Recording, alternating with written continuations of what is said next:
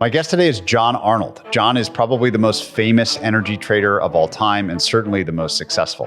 One of the things John says was that he wanted to cultivate and build the best seat in his industry, the seat with the best perspective, with the most information, with the best systems. What's most interesting about John, after being the most successful energy trader of all time, you could argue that he's gone on to be the most innovative philanthropist as well. John has applied this idea of philanthropy to all different sectors. And what's so exciting about this conversation is it feels like you're talking to a talented entrepreneur or a talented operator in all of these different fields who's willing to share exactly what him and his team have learned about what makes certain problems manifest across our country. He has an incredible perspective, not just on the things he's worked on, but on his travels, on companies, on technology. This conversation is a reminder to me that cultivating the seat is such a powerful concept that we probably underinvest in. Please enjoy this wide-ranging discussion with John Arnold.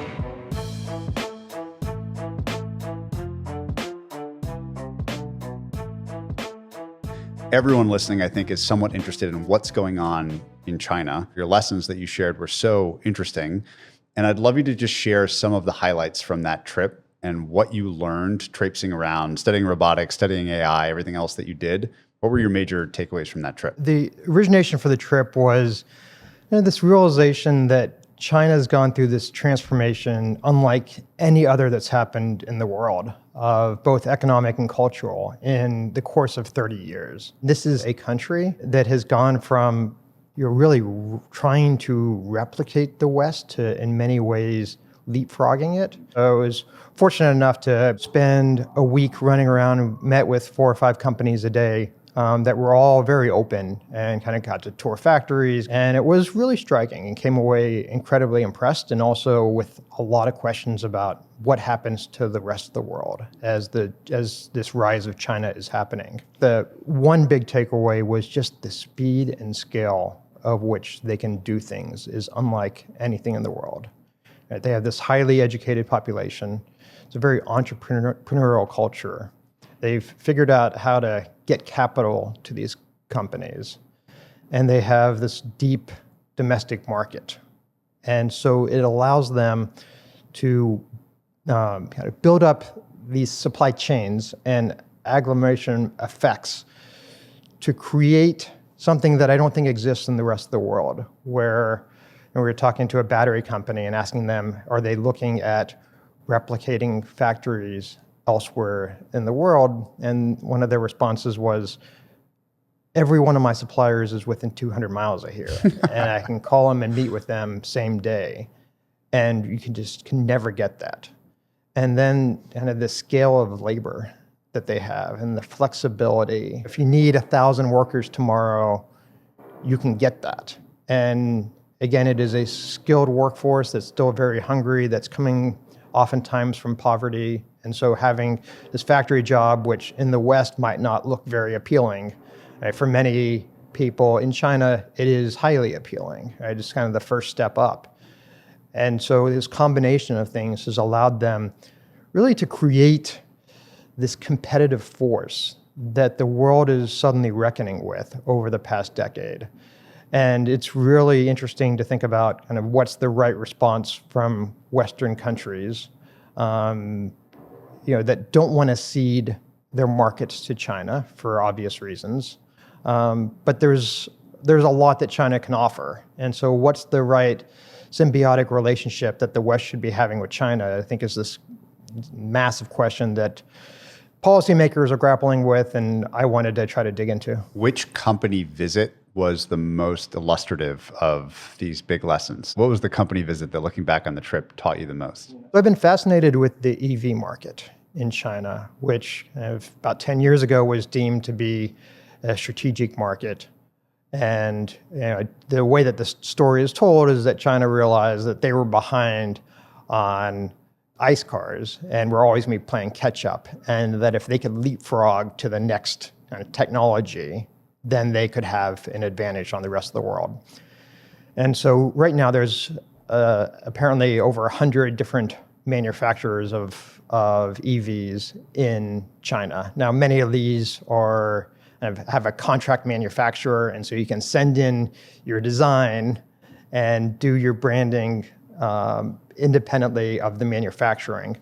But there's many manufacturers there who actually have their own plants. And we went to this one for NIO, which is kind of the upscale Chinese car. They're kind of in the $40,000 to $80,000 range, although they've recently released one that's below $10,000. Wow. Going to their factory and seeing, number one, how quickly that factory is built. So they went from first shovel in the ground to the first car coming off the line in 17 months, which was just phenomenal. And then second, the factory automation that they had. And there were certainly people on the assembly line, but much of the process was done via robotics. And you start looking at what are the plants that we have, the auto plants we have in the United States. We still have a plant that was originally built 100 years ago, operating outside of Chicago. Kind of average age of US plant, a little hard to get, but kind of roughly 40 years. Now, they've been upgraded over time, and there are certainly robotics in American car manufacturing, but I don't think they replicate what's happening with robotics in China. And so they have this combination of being able to do things really quickly with a skilled but low-cost labor force, and then add on the robotics, has just allowed China to create a quality product at a price that nobody in the rest of the world has really been able to figure out yet. Do you learn anything about robotics or AI that surprised you? The number of robotics companies, there's over 100 now in China. As I understand the process, each 5-year plan, China specifies certain industries that are deemed strategic.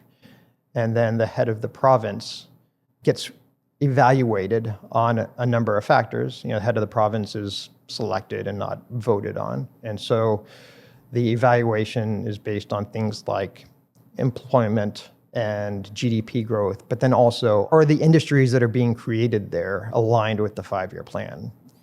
And there are also some subsidies coming down from top on those favored industries. And so robotics is certainly one of them. So then each province takes a couple companies that it favors and gives them subsidies and supports to try to get the winner or one of the winners to be in their province, and then get the supply chain to develop around them, and then all the associated jobs and GDP. And so you get this massive competition that happens. One of the end results is that most of these companies aren't very profitable today because there's just intense competition and a lot of times overcapacity because of the province level subsidies and supports. But it also creates kind of this intense competition, which is the term evolution for it, also creates better technology, right? If you're faced with that type of competition, to be one of the winners, you have to be fantastic. Now, I think the question that China has is, what do you do with those who are not the winners? And do you have a process where the losers stay in the industry and keep kind of everybody unprofitable with the overcapacity, or are they closed? And so China has started this new process of anti-involution, of like trying to support the winners and make sure that they can build up to be healthy, strong companies and be really global competitors and not just kind of brought down by this overcapacity in the domestic market. Obviously, there's tons of understanding about what the state of China wants and is trying to accomplish. But if you add up all your conversations with all the people that you met across the week, how would you sum up what just the people that you met and interacted with wanted, like what it felt like they wanted? And what was their attitude towards us? It seems sort of increasingly adversarial from our direction to them, skeptical, worried about it, et cetera. But just adding up your conversation, what was your felt sense of what the people wanted and were trying to accomplish and felt about the US? I was struck by just how much the two countries have separated. Just since 2019, the number of flights between the two countries is down 70%. I talked to a couple expats in Shanghai who said that the number of Western expats was down 50 to 75%. The number of American students studying there was down 90%. And I started to push on this a little bit about what was happening. Part of it was when China was starting to develop and trying to copy the West. Right? One of the ways to do that was to bring over Western expats and kind of teach it Western business practices and all the aspects about how to run businesses and capital formation and allocation. Those roles, those learnings have now been domesticated. And so instead of firms, paying multiples of the cost to bring over a Western professional to do it, those learnings are now domestic. And so it's cheaper and they have those skills. And so they don't need the West anymore. And that was kind of one of the big senses I got is this confidence that's building there of, we used to try to just copy the West. Now we're world leaders in many of these things. We don't need the West coming to teach us things. We're going to teach the West. Most software companies try to maximize your time on their app to juice engagement. Ramp does the exact opposite.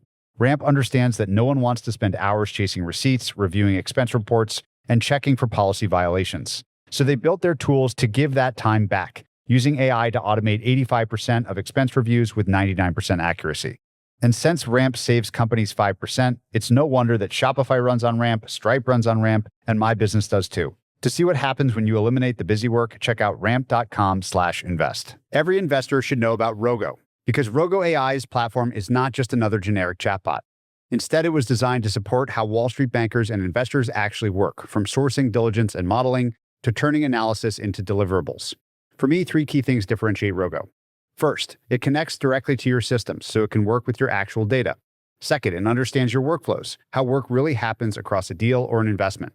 And third, it runs end-to-end and produces real outputs the way the best people do. Auditable spreadsheets, investment memos, diligence materials, and slide decks that match your standards. This all comes from the fact that Rogo is built by finance professionals for finance professionals, and it's already being adopted by some of the most demanding institutions in the world.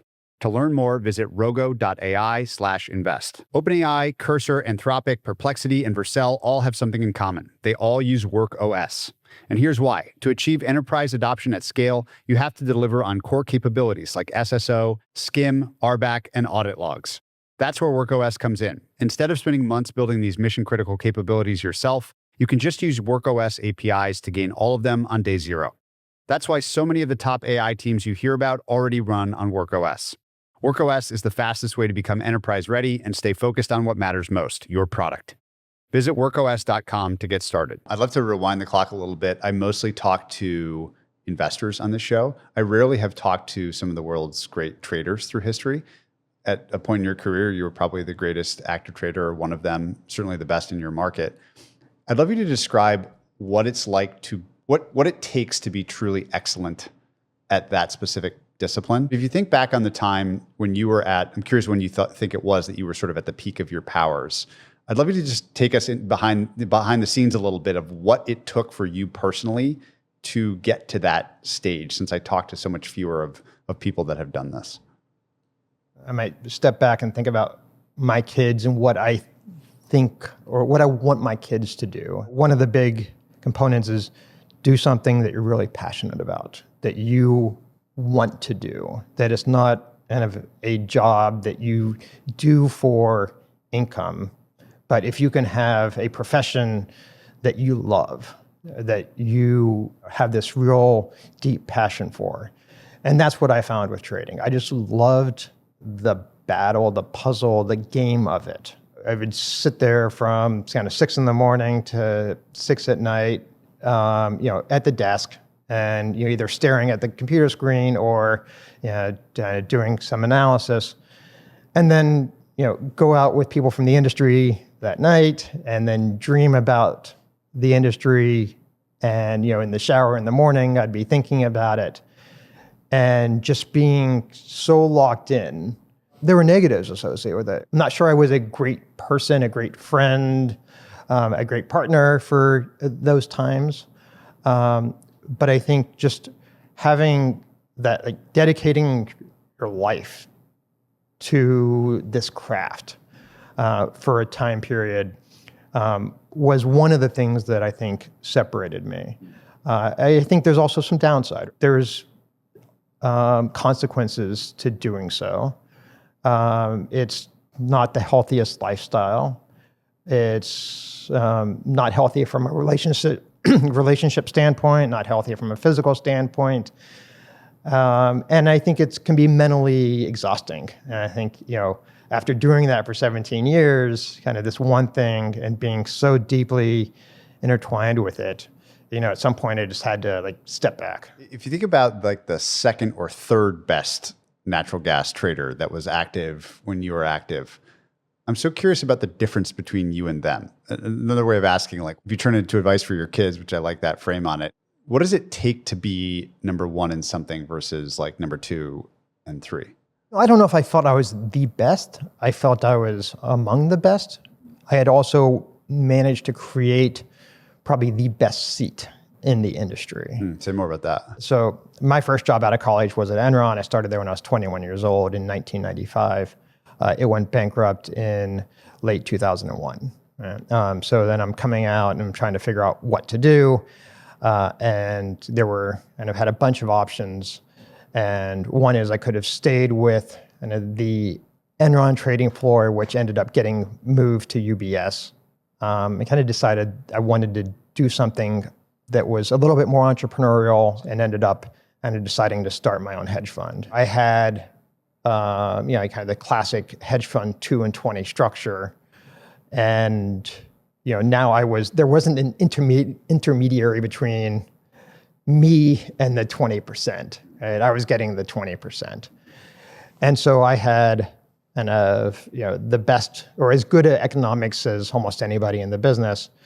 And then we had very good financial returns early on. And so that did two things. Number one, there was a lot of retained earnings and new investors came in. And so we had a lot of risk capital. And second was we had a very good investor base that trusted the team I had built.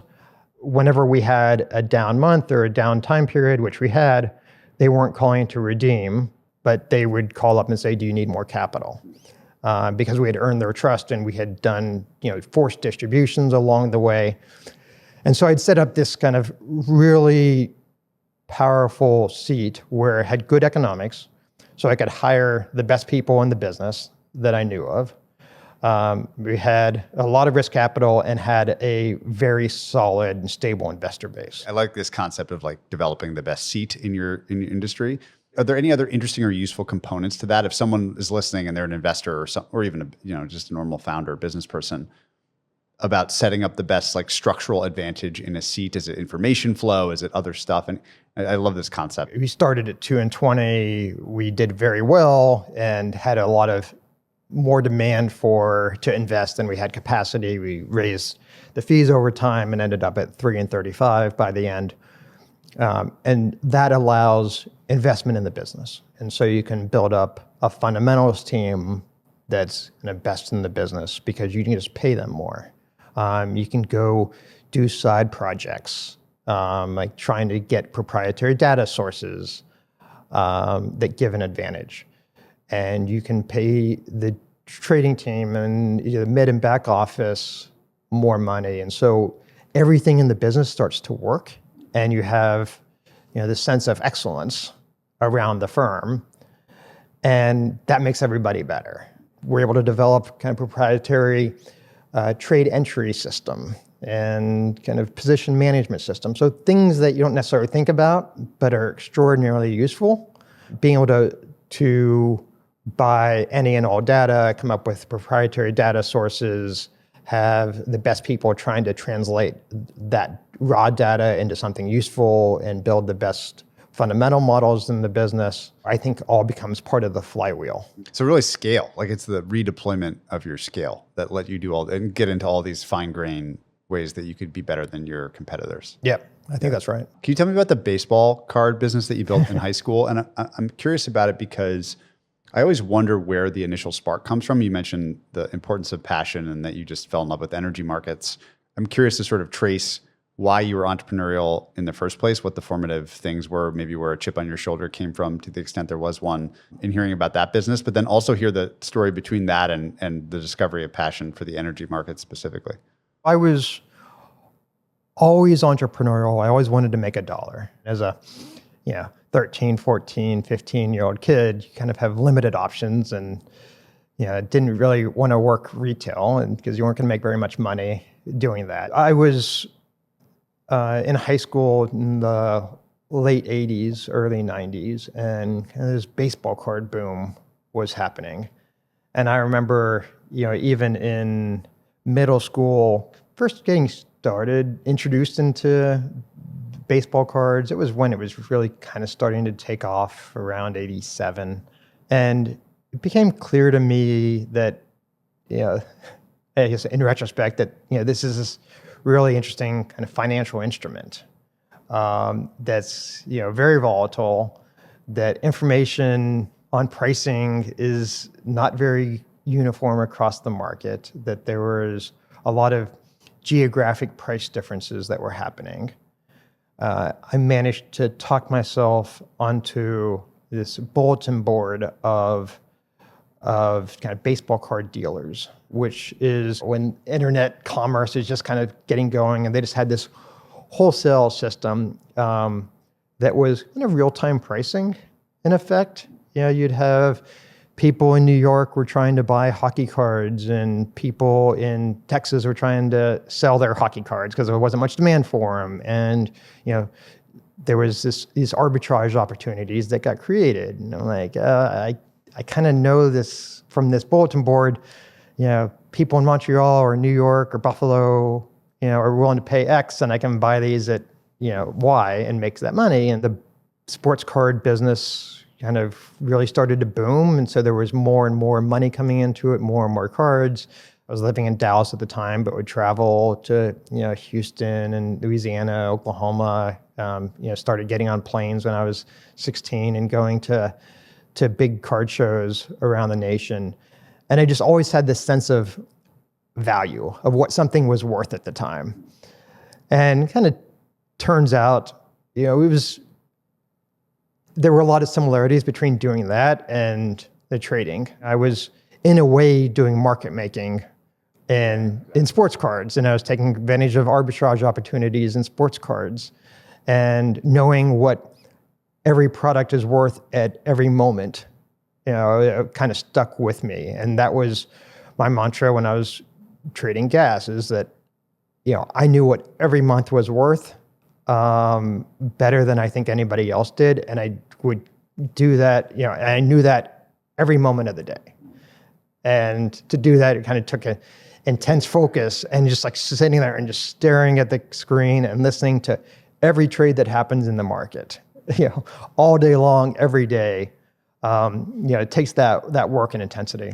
Can you describe the actual instruments that you were trading? Like when you were trying to put positions on and take them off, what were those positions? What were they in on average?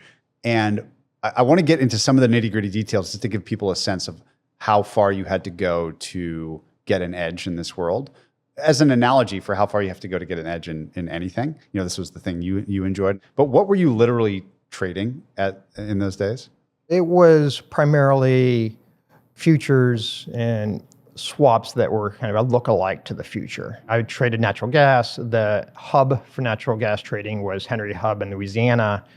And then there would be price differentials between what gas was worth in Louisiana versus gas in Pennsylvania or in West Texas or Colorado, for instance.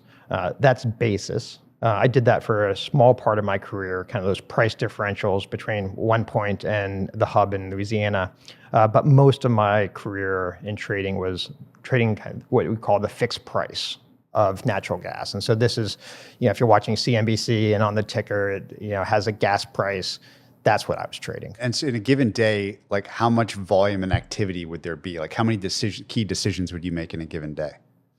So it changed over time. I was for a long time the largest market maker in the business, which I did both for because it was profitable, as well as maybe more importantly, it allowed ability to put on and off positions with lower slippage and with fewer people knowing what my position was. And then also gave me insight into who was doing what in the market. And so I could start to build the psychology of the market. I could, see certain traders positioning certain ways and kind of try to reverse engineer what their thinking was. which helped me in trying to figure out how I wanted to be positioned. Maybe for those that are less initiated in the act of market making, just describe what it does, sort of how you're provisioning liquidity for the market, but also why you were able to sort of cover some of your tracks by being that player in the market. So a healthy financial market exists for a reason. And that reason is that there are commercial players, in this case, producers or end users, who have exposure to the commodity that are willing to pay something to have somebody else to reduce their risk to the commodity price. And they will pay something to the market for that risk management. And if that exists, and so if you think about a producer of natural gas whose revenue is almost entirely based upon what the price of natural gas is for a given month or even at the day by day, there's these huge boom busts that can happen because commodities are naturally kind of have this boom bust cycle. And so businesses then, if you're exposed just to the spot price or kind of today's price, those businesses also go through a boom bust cycle. And so many businesses will choose to hedge out or fix some of their forward revenue and reduce their exposure to kind of short-term swings in the market. So that's the demand for hedging. And if there's demand, there has to be a supply. There has to be somebody who's willing to take the other side of that trade. And so somebody has to warehouse that risk, price the risk, and manage the risk. And in aggregate, kind of that's what the traders as a whole have to do. And then there's also speculators that come in. The people who are warehousing that risk often, they have to price that risk, and so they become experts in the pricing and how to hedge it. And so there's often speculation that happens on top of that, as well as there can be speculators who are not actively market making, but just have a view on natural gas or oil or gold or anything, and come in and want to put on a position. And again, they need liquidity. And so somebody gets paid to provide that liquidity. It strikes me as someone that looks at a lot of young companies that it is exciting. Energy is exciting. Again, maybe it's just because of data centers and AI and the new demand that's coming on stream for power. Does it feel that way to you? I mean, I know you've looked at tons of companies. I'm sure you're incredibly, on top of energy markets today. Do you feel like it's a good time if you're interested in this field like you were to go into it relative to 10 years ago when it seemed a little bit quieter? I think it's more on the asset side today, but I think there's an enormous amount of innovation that's happening in energy assets. So whether that is on new technologies like in batteries or geothermal or advanced nuclear. I think also kind of all the data center development and the amount of money and capital that's in those fields. And so the need for innovation, that if you can make things even a little bit more efficient, there's enormous value that's created that a new company or a new individual can take advantage of. And I think that's one of the kind of characteristics of the energy industry broadly is that it is enormous. Right? So if you can have a little edge in a niche of the energy industry, there can be tremendous gains to be had. And certainly like this mad scramble to build data centers and to power those data centers is creating enormous opportunities for new entrants to the market. If you were describing the industry today to someone that knew nothing about how the US energy system works, what would be the high-level way that you would approach that problem of explaining it to somebody new? Here's just kind of the state of things today. Maybe stepping back about what are the goals of the energy system? I think about systems a lot these days and what the incentives are, what the rules are, what the goals of a system are. But in energy, you can think about having a product that's affordable to the consumer, that's reliable, that whenever you want it, you can access it. And you can think about times whether, the gas lines in the 1970s or, blackouts, right, when reliability hasn't been there. Think about having reduced emissions or a cleaner system, and then kind of energy security. And then maybe fifth, I'd say that it creates, good jobs for, whatever country or whatever locale you're in.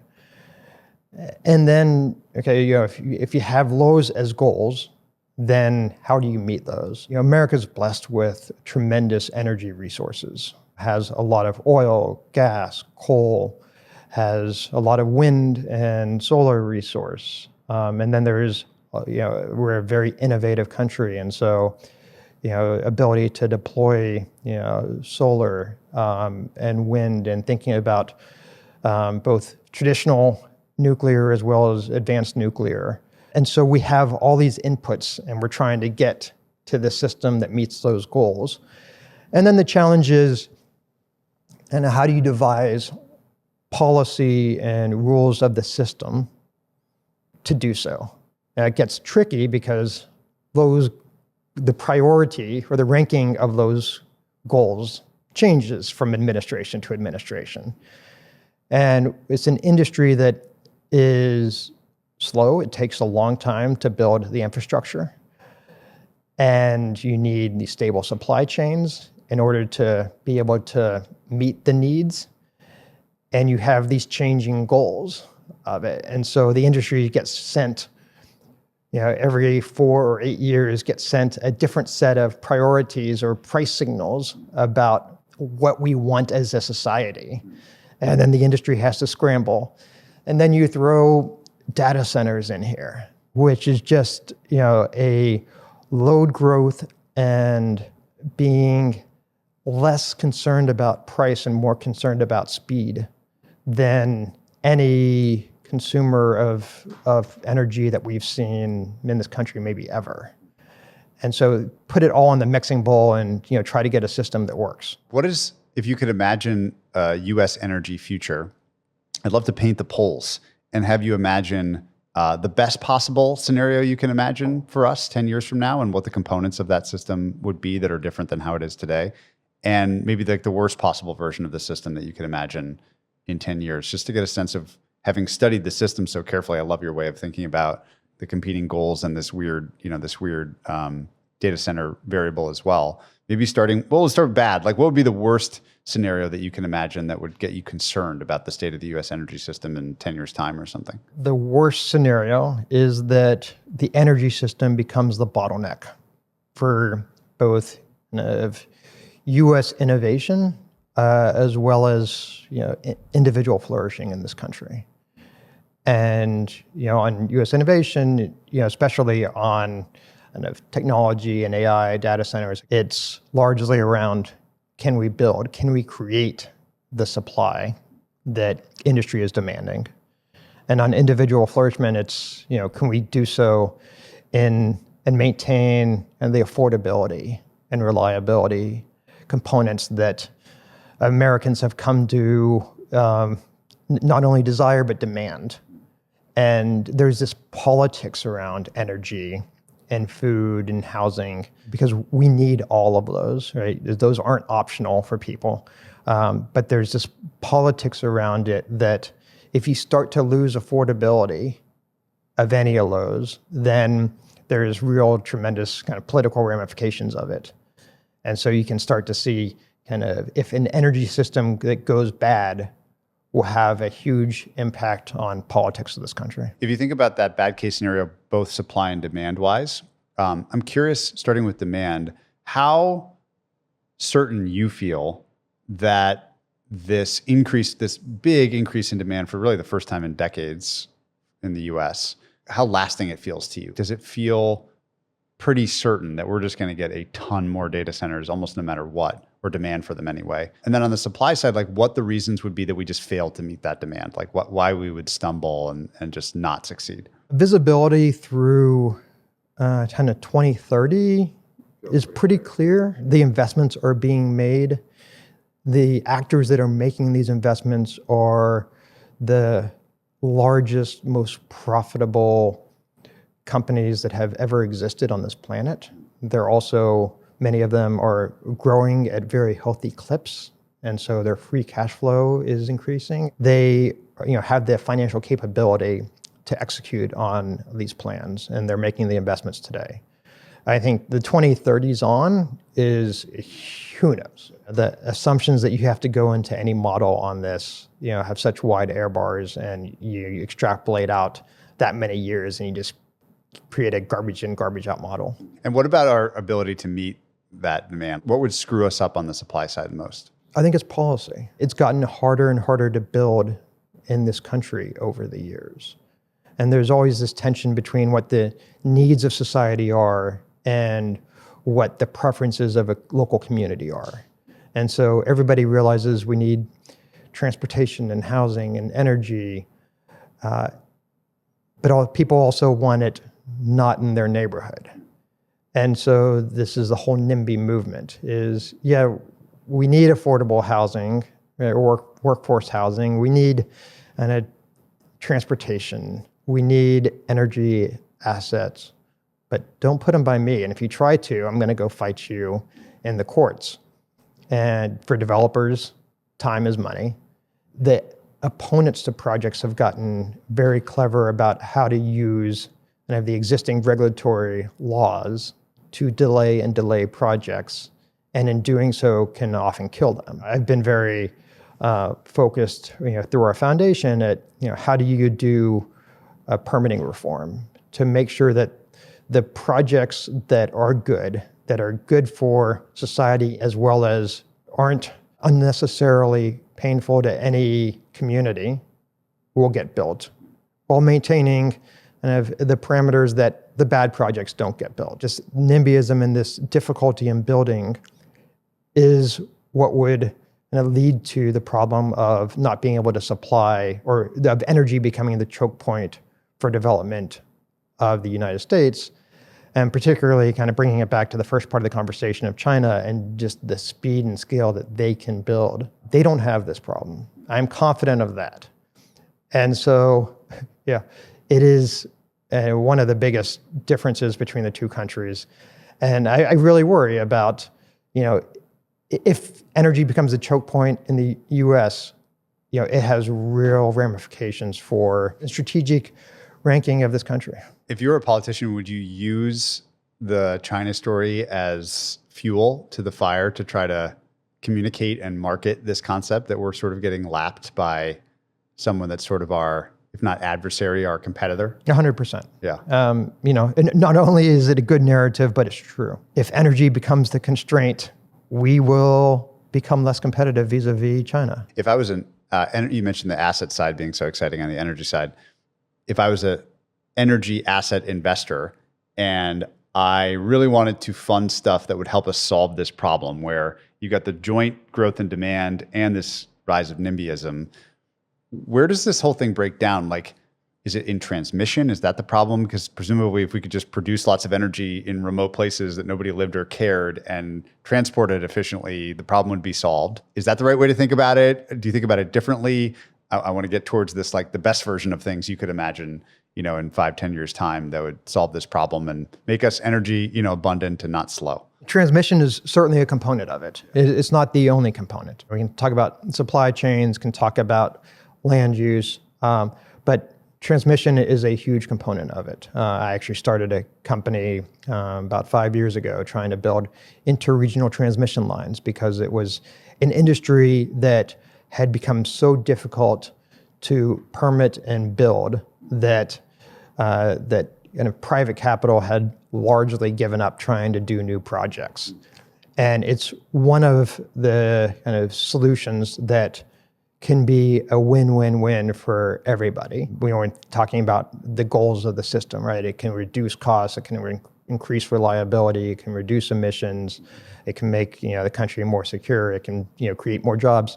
But yet, it had gotten so hard to build these lines. It is still very hard to build these lines that most of the developers who had gotten started with projects in the 2000s kind of gave up. They started things thinking these were going to be 5-year projects, and they were 10 plus years in, and many of them hadn't broken ground yet. Again, this is part of the challenge of America. It just takes so long, and part of this is, there's not one entity that can just say, okay, do it. There are multiple veto points along the way, and you have to convince a lot of different actors of this project. I talked to a lot of politicians, a lot of federal politicians on both sides of the aisle. And one of the things I hear from almost all of them is this need to figure out how to permit and build faster and more efficiently in the United States. So there's very broad agreement and at a top level. You can get disagreements about the details about how to go about that. I think I remain reasonably optimistic that we can get federal permitting reform done this year. It'll be the only bipartisan legislation that happens besides maybe a budget. But there is this will that I sense that is kind of unlike any other issue in DC right now, is that there is this realization that this can set the country back. And people will look at it for different reasons. Again, people have prioritized those goals in different ways. So how can you do a bill that helps all of those goals? And that's what we're shooting for. What do you think about nuclear, both new forms of fission, but also the panacea potential of fusion? Promising, but very, very difficult. The innovation hasn't been proven.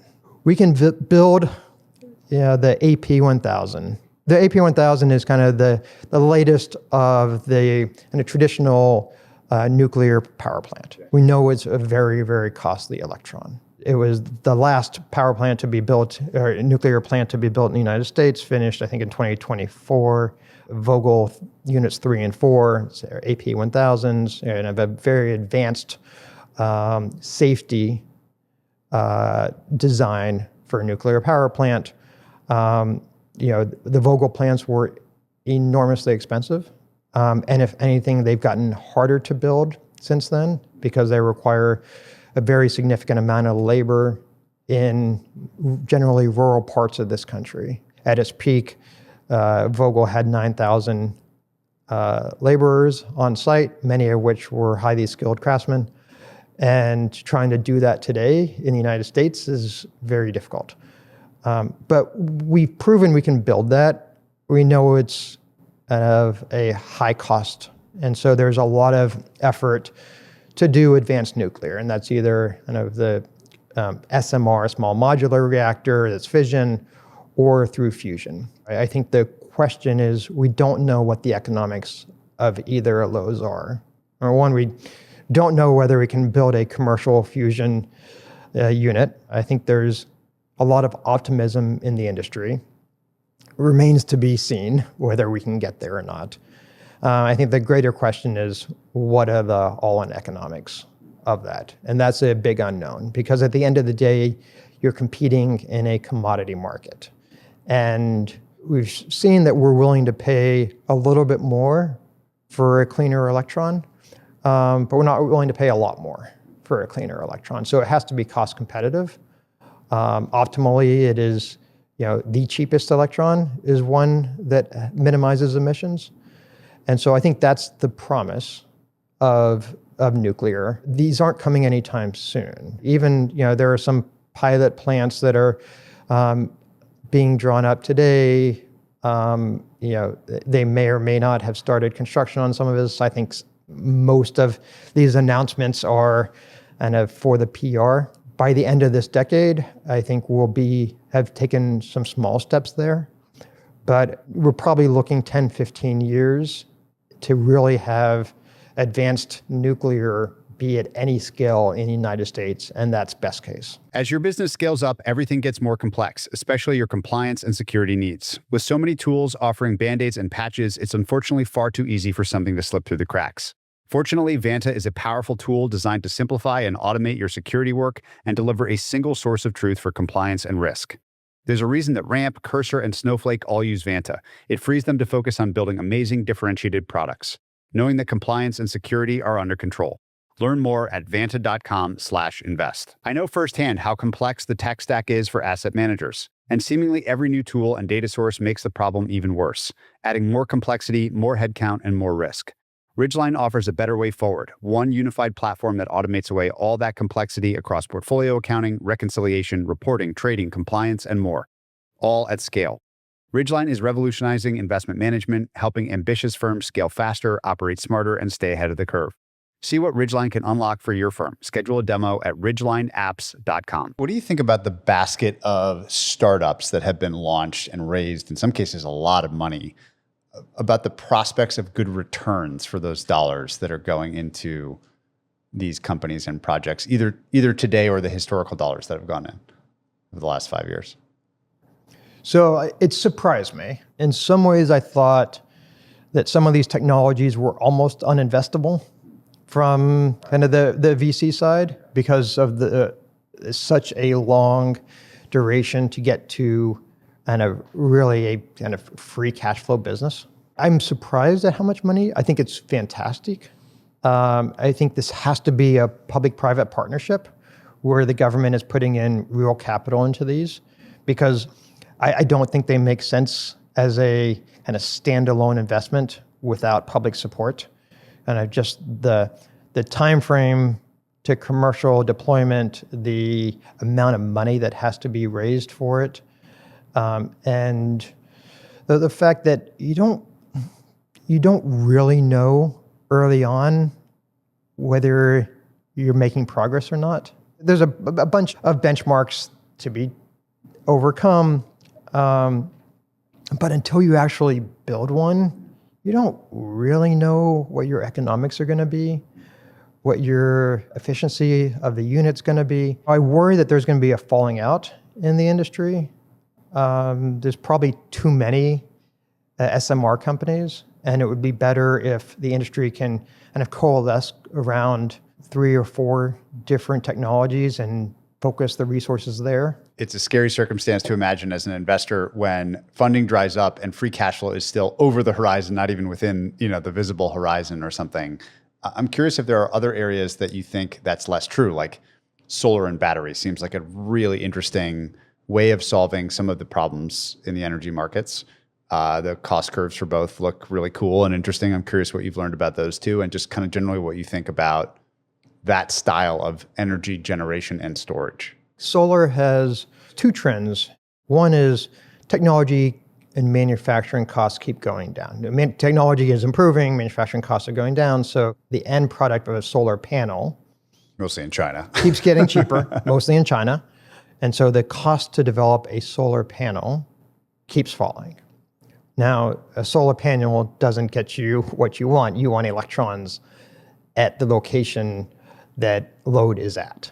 And so there's a lot of steps to go from a solar panel to electrons in the right location. Some of those are inflationary, right? The panel itself is deflationary, but it requires land, it requires labor, it requires access to transmission, it requires access to capital and the cost of capital, which was falling for a long time and has now been increasing over the past 5 years.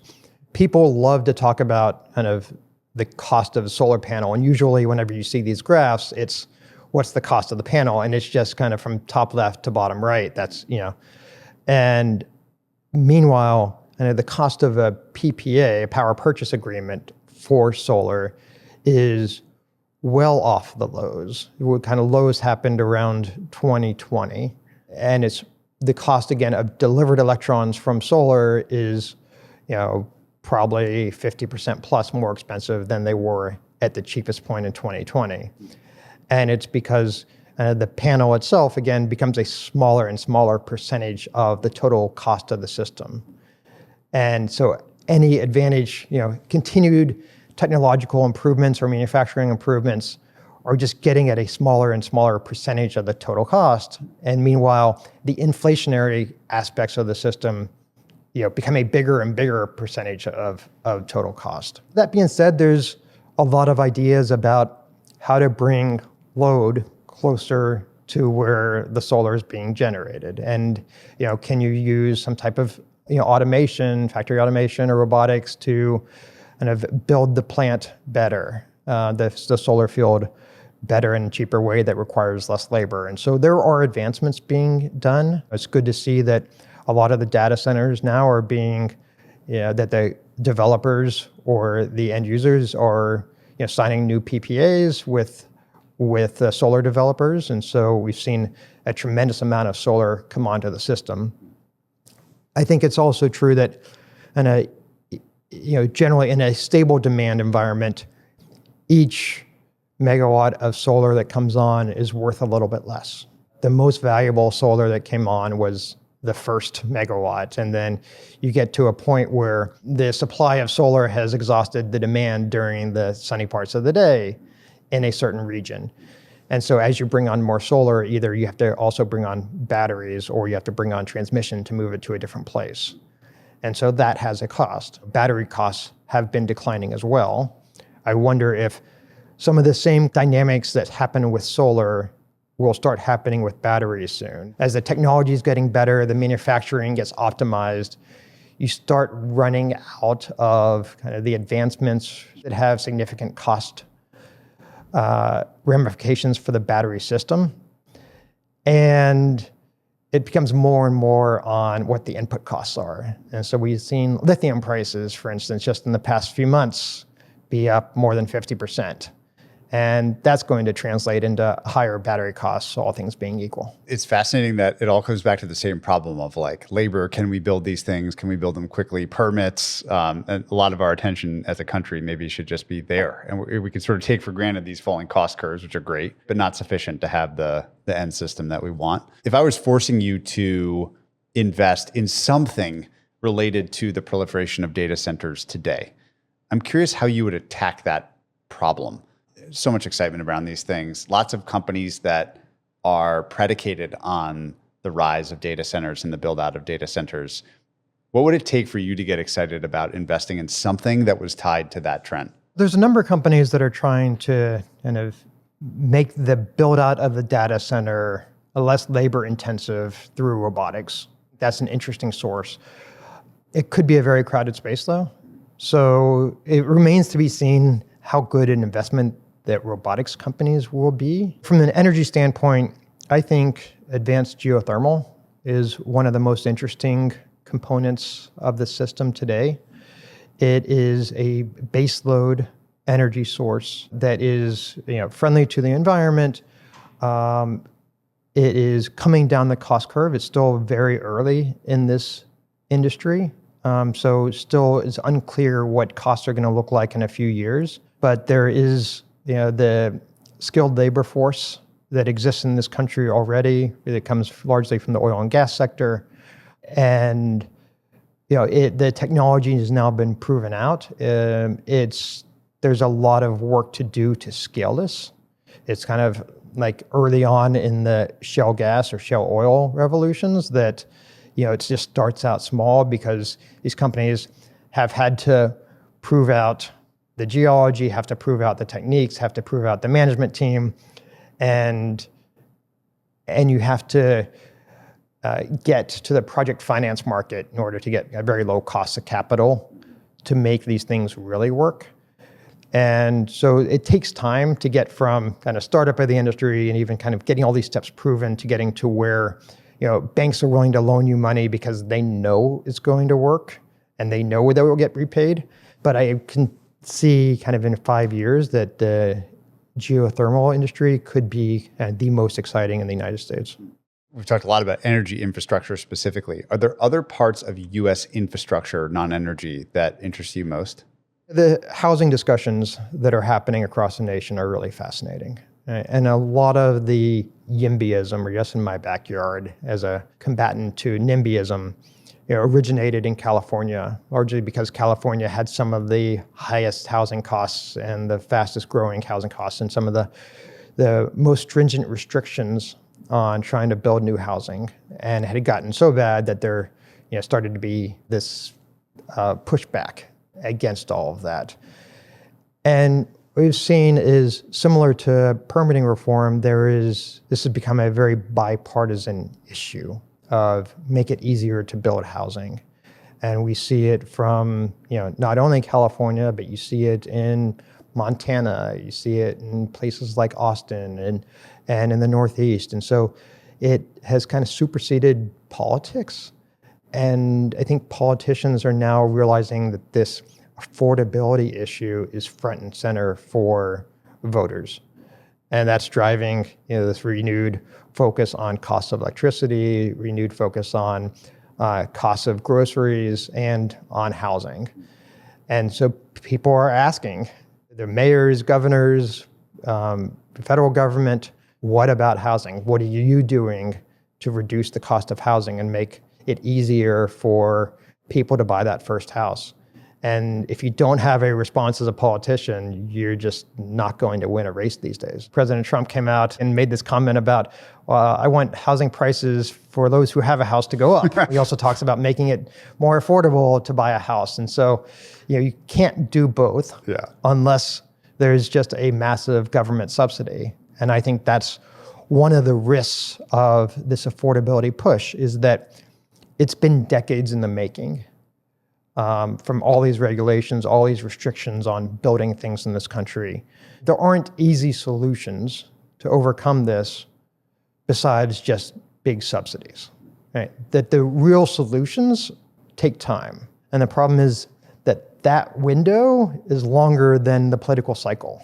And so, if you're a politician and you're facing re-election every 2 or 4 years, you have to have an answer today about what am I doing that you can actually see during my term. And one of the easiest thing to do there is, if you have access to the budget, which federal politicians do, you just start subsidizing things, which makes the problem worse in the long term, but the electorate likes it in the short term. I'd love to apply your sort of system thinking to some other areas that you've studied carefully and been really involved with the foundation. But before we do that, maybe to have you describe your goal for the foundation overall. One of the things I've heard you say that's so interesting is that foundations should get less powerful over time, individual foundations, that is. Mm-hmm. And as someone that's running a big one, that's an interesting thought. I'm curious why you think that. So maybe before getting to some of the things that you focus on, just frame why have a foundation if you just wanted to get weaker over time. Any institution gets less effective over time. I think it's true of companies. I think it's true of countries or governments. I think it's true of foundations. That you have your best, most innovative times when you're still relatively young as any organization. And so I'm very cognizant of some of the downsides of having perpetual foundations, and that one of the roles of a foundation is to take risks that the private sector and governments aren't incentivized to take. There might be political risks, there might be economic risks, and the foundations can provide, because there's less accountability on foundations, they can provide that capital and resources to try things that others aren't willing to do. But those are risky. Oftentimes those will fail. And I think organizations become more bureaucratic, more risk averse over time. And so they're not able to do one of the main functions of a foundation. There's this difference between charity and philanthropy. And charity is often designed to meet the short-term needs, and philanthropy is more on trying to create long-term solutions. We do both of those. We're mostly on the long-term solution side, but we also give money to our local food bank. We give money to help the local hospital. It's harder work. It requires having bigger staff.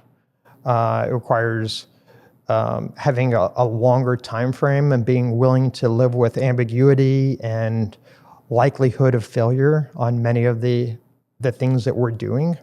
I talked about the easiest money to raise is a university that's going to build a new building, because a donor has trust in that institution, and they know that if I give $1, that I can point at the brick that my dollar went to, and sometimes you even have your name on that brick. And so you see directly where your money's going.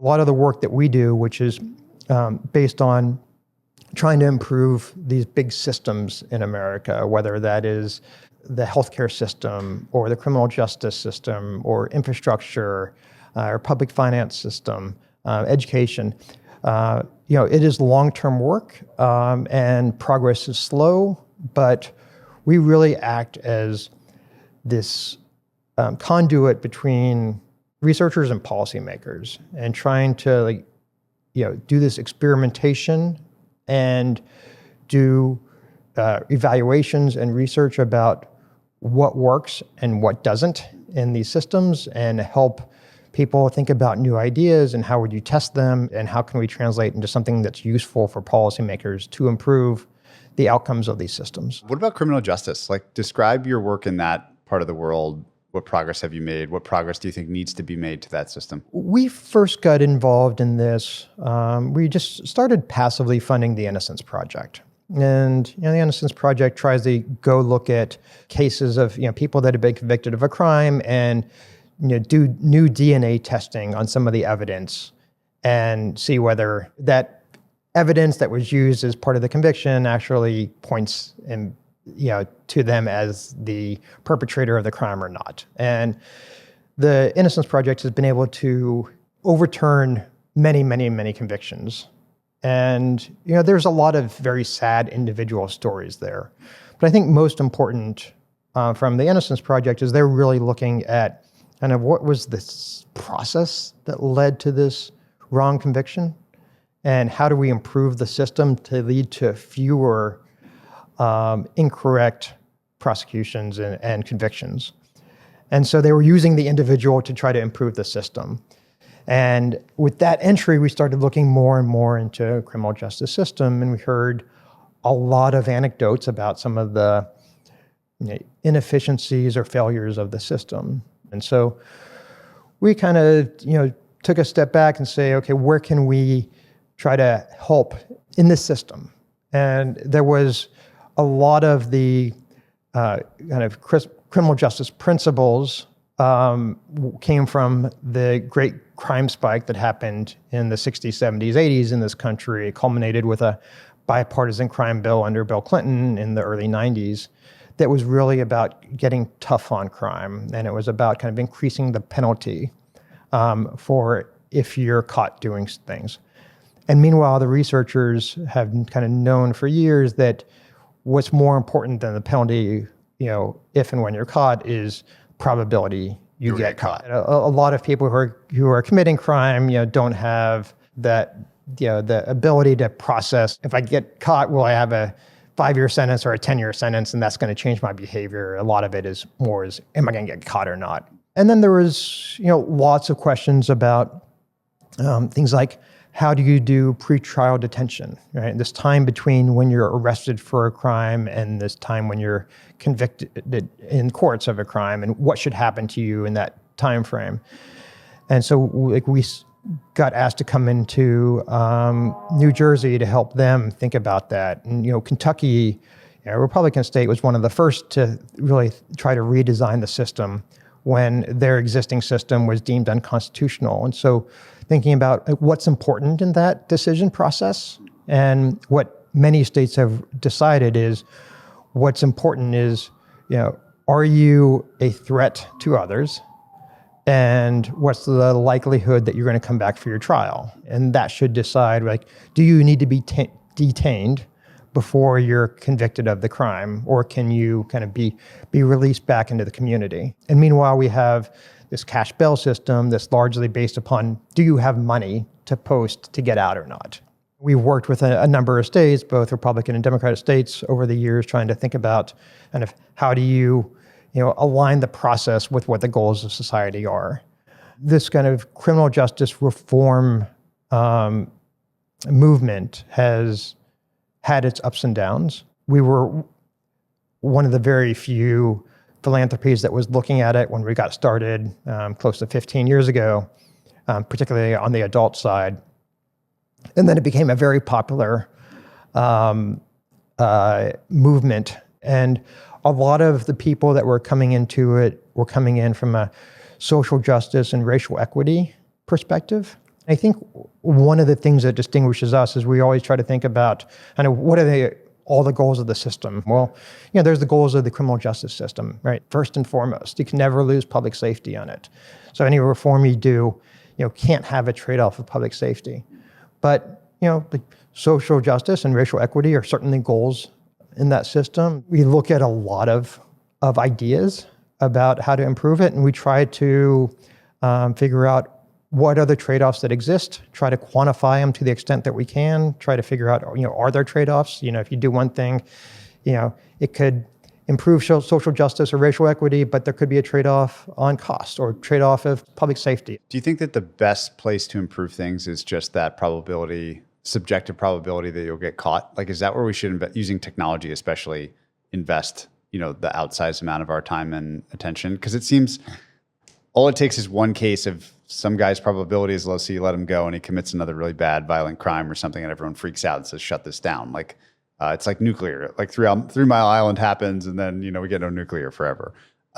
Does that mean that we should focus our attention on making people more scared that they'll get caught as the number one lever in this system? I think so. The way you do that in a society where, number one, there's not the public funds at the city level to really significantly increase the number of police. And second is that communities are hesitant to have a lot more police in their neighborhood. Yeah. Right? It's kind of weird in that, communities don't want to lose the police they have, right? But you also ask them, they don't want a lot more police coming in. The status quo bias associated with it. And so kind of the question is, if you don't have a lot more money and communities don't want a lot more officers just kind of walking around, then what's the solution? And I think there's a lot of interesting technologies that are being developed. And there's always this trade-off about kind of security versus surveillance, right? And security versus privacy. And I think this is one where kind of each community has to figure out where they want to be on that spectrum. And different communities are going to choose different equilibriums there. You walk down Midtown Manhattan, might be the most surveyed place in the United States, right? And it's also one of the wealthiest. And then, I've been in the real-time crime center in Beverly Hills, right? And cameras everywhere, and they have drones, and everything's being filmed. And so the wealthy communities have decided, we want this, and we're willing to trade some of our privacy for security. Meanwhile, a lot of the debate happens the assumption is that low-income people don't want that, and that they want more privacy at the expense of security. And I think there's real questions about that. You see the positive response that people have whenever crime goes down, and the privacy that we're willing as individuals to give up on the internet, right, in order to get something we like, right? The rewards of the internet. We're willing to give a lot of our privacy. And so I think there is this broad rethink now about kind of this trade-off and what tools are available and how to use the tools that, don't lose the trust of the public and that, minimize the chances that people are going to misuse any of these tools. What about education as something upstream of crime? Have you observed or discovered in your work a useful or interesting relationship between those two things? And how do you think about the system of education as well? The first issue we got involved in was K-12 ed, because the outcomes there are associated with kind of almost any outcome you could think about that matters, whether it's drug dependency or economic outcomes or criminal outcomes. So the relationship is strong, like better K through 12 equals better outcomes. Yes, there's strong correlation, right? And then you try to okay, is there causation here, right? If I can improve the education outcomes, does that change? And I think, I think the answer is kind of generally yes. I think the hard part is, how do we improve educational outcomes? And that's a question the United States has been struggling with for decades. And we've been able to do it a little bit as society, but we haven't cracked that nut. What's maybe surprising is, this is true globally as well. We've worked with a number of charter schools, worked with Teach for America over the years. Almost every country around the world, that has a significant K-12 system has come to America to try to figure out what we're doing, because they're facing the same challenges on education that we are. What makes you most hopeful in that area? I had Joe Lehman on the show talking about Alpha School last year. That seems young, but extremely promising in some of the early results. I always had to try to catch myself to be not too overly optimistic about technology solving all of our problems, but it sure does seem like AI could solve a lot of the problems in education, maybe? I'm curious what you think. I think there's a lot of promise. I think there's promise in Alpha School. What my hesitancy to get too excited about is we've been hearing this promise from the ed tech industry for 20 years now. We've adopted more and more technology in the classroom over that 20 years, and outcomes have gone down. And you talk to any of these providers of an ed tech platform, and they have all this data they're going to show you about the remarkable results that they get from their students. And then you step back and you just never see it in the actual data, applied in the real world. Is that kind of like the solar thing where the solar, the AI system is the equivalent of the solar panel, like it's getting better and better and cheaper, but that's not actually the thing that matters. It's more like the rest of the stuff in the system? I think there's a question of, how do you engage with kids? Oftentimes kids have short attention spans. It's probably more true today than has ever been. And we can all probably think back about some remarkable teacher that we had that just captivated us and kept our attention for the full 60 minutes of a class. And we can also think about teachers that were just terrible and, you wouldn't pay attention at all. And I think part of the challenge has been that sitting there staring at a screen oftentimes just has not been an engaging format for people. And the question is, can some combination of AI plus AR or VR try to create some type of more engaging both content as well as the delivery of the content that we haven't seen before. And so I think there's promise there. I want to be optimistic, but again, I'm so frustrated with the lack of results that we've seen from this field for decades, with a lot of promise being there for a long time and just seeing nothing. I feel greedy asking you about all these different systems, but there's two more that I really want to hear about, those being healthcare and journalism, which is one that I'm personally interested in, of course. Maybe starting with healthcare. Everyone knows the headline stats, the percent of GDP that healthcare represents has ticked up steadily over time. Outcomes in many cases haven't gotten better. There's some countervailing things like GLP-1 seem to be sort of a modern medical miracle of sorts that can address some of these problems and costs in the healthcare system. When you assess that overall system, where does your attention get drawn? What are the things you've discovered are most interesting and important? We've had this kind of multi-decade financialization of the healthcare system.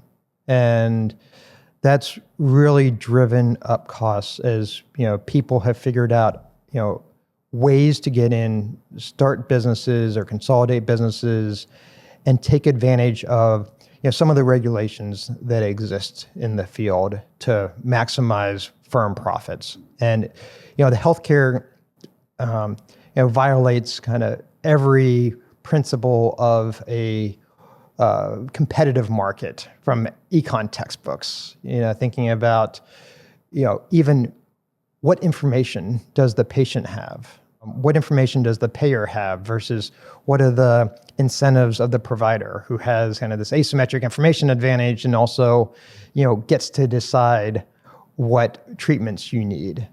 And so you kind of load up all these market failures onto the system, and that requires this huge system of regulations to try to overcome that.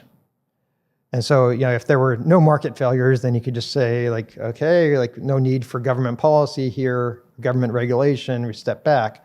But with all the market failures, you need books and books and books and, tens of thousands of pages of regs about how to deal with every certain thing. And you have, a third-party payer, whether the government or a private insurance company for the vast majority of the system. And so you creates all these rules that then private industry will naturally try to seek and find out where's the gap in the rules. And this happens in every industry. Right now, one of the big things is skin substitutes. So if you get a burn, you need some type of new skin on. There's regs about how those get reimbursed. And the first 6 months, whenever a product is released, there's not history of how that product's been priced before. So the federal government gives a lot more latitude on how a manufacturer of that product can price it for the first 6 months.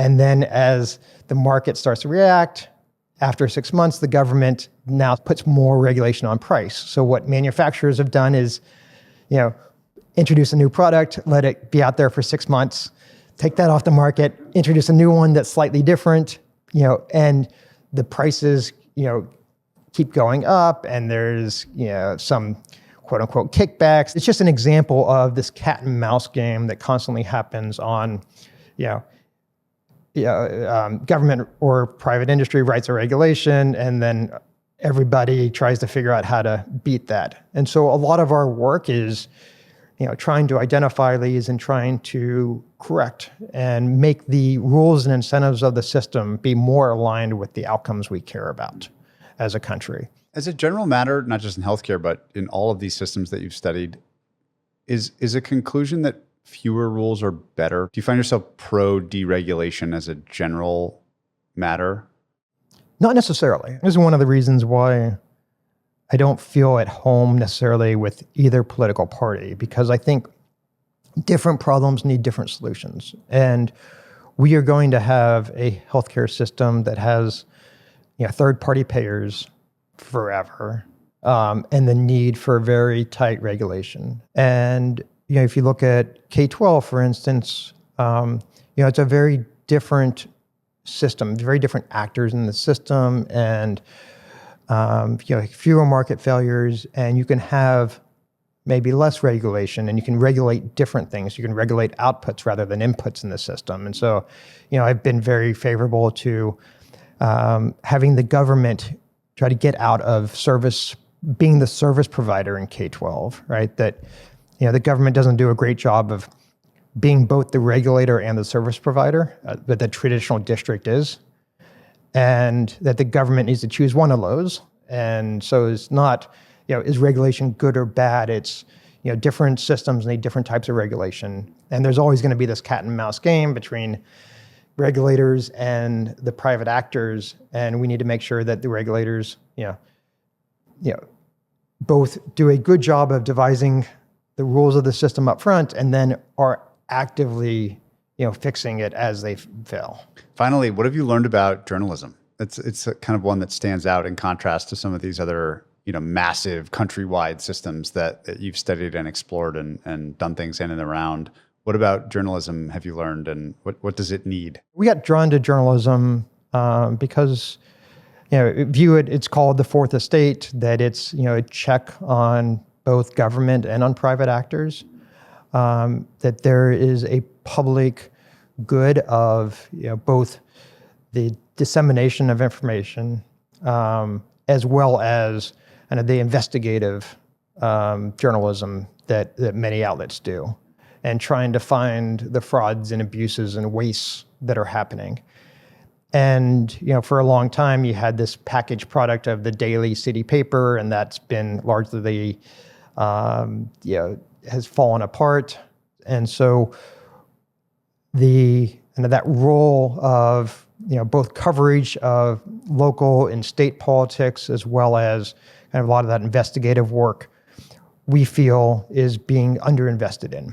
And the commercial revenue potential of that is limited. Our view is that there is a need for philanthropy to fund some of this, the same way that philanthropy funds the opera house and museums, and parks, that having a vibrant journalistic outlet to oversee a lot of these things is necessary for a vibrant community. You get to see so many parts of the system, probably more than almost anyone I've ever talked to. What has you the most excited about the world? Innovation. It's very easy to get pessimistic. It's very easy to talk about the problems, to talk about the debt and deficit and all our political dysfunction. And then you kind of step back and look at what this country's gone through since its formation and the number of challenges it's faced, and that it's been so robust in being able to overcome those challenges historically, and the innovation that many have provided and created over the years, and how that's improved quality of life for us. And I think that's what we have to trust and have faith in will continue to do so in the future.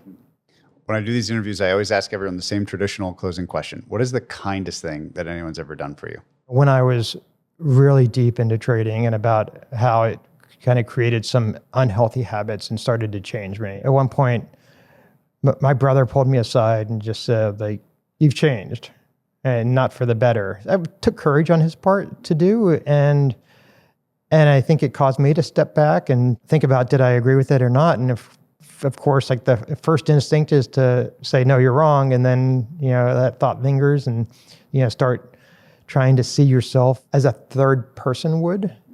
And I started to think, like, maybe he's right.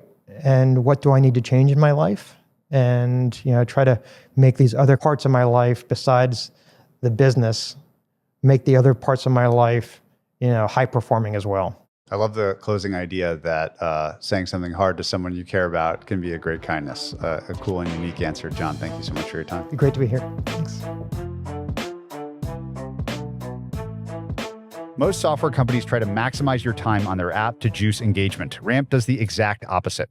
Ramp understands that no one wants to spend hours chasing receipts, reviewing expense reports, and checking for policy violations. So they built their tools to give that time back, using AI to automate 85% of expense reviews with 99% accuracy. And since Ramp saves companies 5%, it's no wonder that Shopify runs on Ramp, Stripe runs on Ramp, and my business does too. To see what happens when you eliminate the busy work, check out ramp.com/invest. As your business grows, Vanta scales with you, automating compliance and giving you a single source of truth for security and risk. Learn more at vanta.com/invest. Ridgeline is redefining asset management technology as a true partner, not just a software vendor. They've helped firms 5x in scale, enabling faster growth, smarter operations, and a competitive edge. Visit ridgelineapps.com to see what they can unlock for your firm. OpenAI, Cursor, Anthropic, Perplexity, and Vercel all have something in common. They all use WorkOS. And here's why. To achieve enterprise adoption at scale, you have to deliver on core capabilities like SSO, SCIM, RBAC, and audit logs. That's where WorkOS comes in. Instead of spending months building these mission-critical capabilities yourself, you can just use WorkOS APIs to gain all of them on day zero. That's why so many of the top AI teams you hear about already run on WorkOS. WorkOS is the fastest way to become enterprise ready and stay focused on what matters most, your product. Visit workos.com to get started. Every investor should know about Rogo, because Rogo AI's platform is not just another generic chatbot. Instead, it was designed to support how Wall Street bankers and investors actually work, from sourcing, diligence, and modeling to turning analysis into deliverables. For me, 3 key things differentiate Rogo. First, it connects directly to your systems so it can work with your actual data. Second, it understands your workflows, how work really happens across a deal or an investment. And third, it runs end-to-end and produces real outputs the way the best people do. Auditable spreadsheets, investment memos, diligence materials, and slide decks that match your standards. This all comes from the fact that Rogo is built by finance professionals for finance professionals, and it's already being adopted by some of the most demanding institutions in the world. To learn more, visit rogo.ai/invest.